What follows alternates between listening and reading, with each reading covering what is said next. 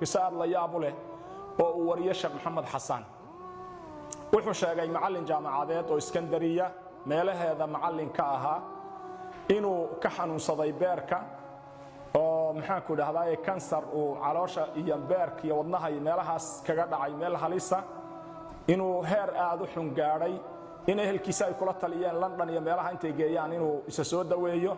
in markuu London tagay lagu yiri Ingiriiska tagay lagu yiri waxa tahay qalitaan dabadeedna inuu soo noqday maalin maalmaha kamida xafiis nin saaxiibkii leeyahay isagoo ku jira inuu arkay laamiga dhinaca kale meel hilibka lagu qalo ka soo jeeda islaan daaweyn oo nin hilib qalayo hilibka googoynaya markii in yari ay ka dhacdo laf yari ka dhacdo ama in yaro hilibi ka dhacdo ama in yaro saadihi ka dhacdo intay qaada bac ku ridayso lugihiisa ninka saa ugu wareegaysa islaantaas isweydiiyay intuu aad uga naxay ruuxa da'da maxaa ku kalifaya inay qashinka ninka ka hoos ururiso hadday tahay qof meesha nadiifinaysa markuu shaqada dhameeyo ma isku hagaajiso shaqada mar qura xaaqda meesha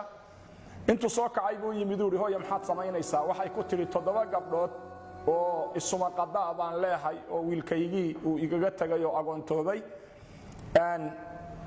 waxay tiri 7dayda gabdhood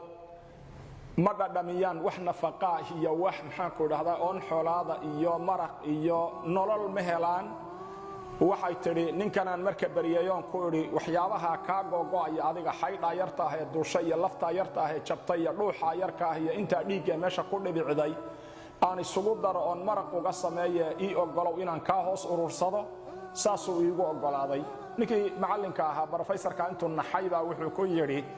2 sano ee soo socota hilibkooda oo maalin walbihi waa imisa waa 2 kiilo oo saafiya ba maraq ugu filan iyo hilib waxa uu yiri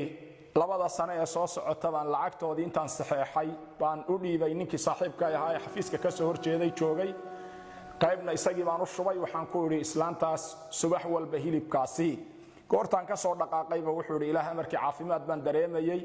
gabadhaydii oo guriga joogto baa albaabka iga furtay oo gabadhan dhalay ahayd markii albaabka iga furtay waxa igu tiri aabo maanta waad faraxsan tahay qalbigaagu wuu degan yahay waxaan uga sheekeeyay amal khayri aan ku farxay inaan soo sameeyay